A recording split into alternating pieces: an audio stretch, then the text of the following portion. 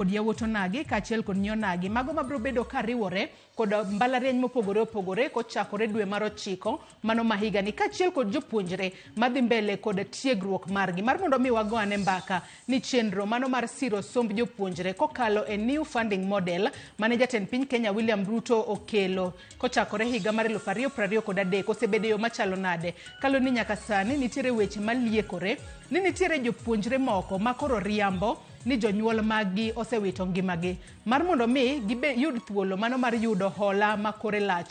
Ang'o momiyo mae timore? Nyalo bedo ni chenro mar chwalo application ema tek kose jopuonjre nitiere mana kod ledhi moro mar mondo mi gine kaka ginyalo yudo omenda makore bopa.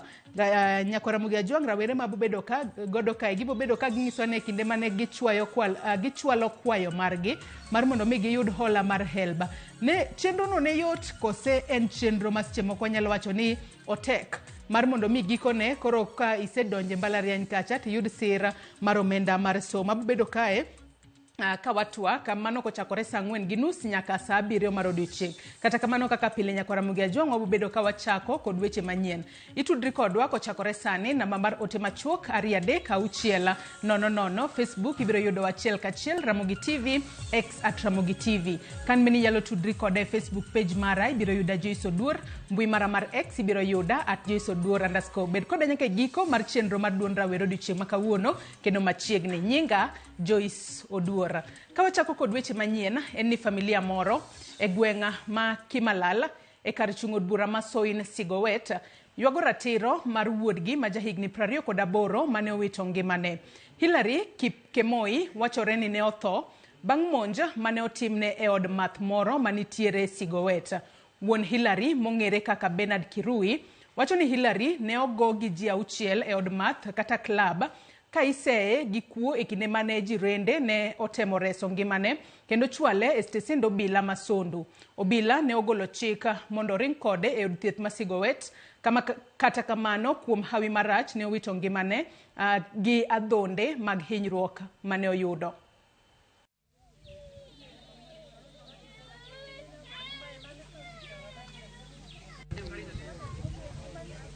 Kipkemoi aliuawa tu na wakora.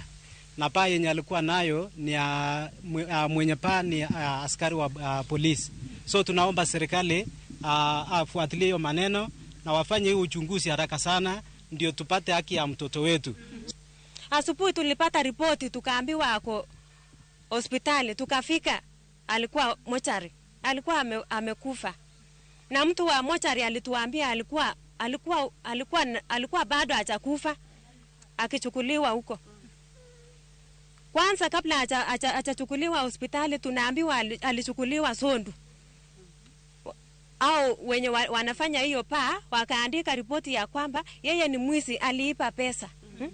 Na mtoto wetu sio mwizi, achai chukua kitu. Hakuna mtu mwenye ameibiwa kitu na mtoto wetu. Aliuawa kama mnyama. Aliuawa juu ya hiyo walimsingizia hajalipa nyumba na alikuwa amelipa. So what we are advocating for is we need justice for him. Tuko wapi kwa hii serikali? Tuko wapi? Murkomen, watu wako wanaumiza watoto wetu. Murkomen, unatuona? Sisi ni wa mama. Tumbo imelia. Mahali mtoto analala. Tunasikia uchungu sana.